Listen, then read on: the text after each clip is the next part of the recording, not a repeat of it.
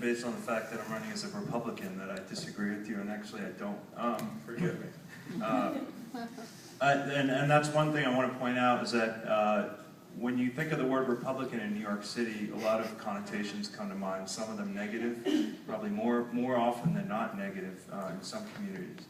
And this actually was a Republican district for many years, until the 2000s when George Bush kind of, in my opinion, tainted the party in New York City for many years. And I think that's a shame because I think Republicans at their core, in spite of the connotations that raises now, we're the party of Lincoln and believe first and foremost in equality in all areas, racial, sexual orientation, religious belief, everything. So that's the kind of Republican I am. I'm a fiscal conservative and a social libertarian. Now, being a fiscal conservative, you still might think that I'm opposed to raising the minimum wage. Look, there's mixed evidence on this issue.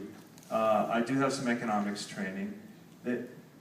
The hardcore conservatives will tell you that raising minimum wage means that people get fired because the business, if it has $100 to pay people and you make them pay 20 as opposed to 10, they can only hire 5 people instead of 10 people. So that's the basic argument. The leftist argument, or the more liberal argument, is that businesses are being greedy and they need to suck it up and pay the CEO less and pay their workers more. I think the truth is in most issues lies somewhere in between. And I think we need a balanced approach to this subject. Obviously, the cost of living in New York City is higher than probably anywhere else in the country, and we need to take that into consideration. I do believe that we could raise the minimum wage here in the city, but I also think that we have a lot of burdens that we don't know how they're going to play out with the upcoming changes in healthcare legislation.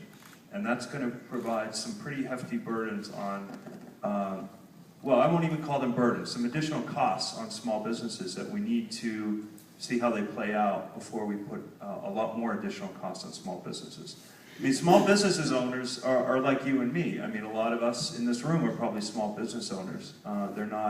They have their own challenges and need to hire people. I myself have owned small businesses. So I think we need to find a balanced approach to the issue somewhere between the two extremes.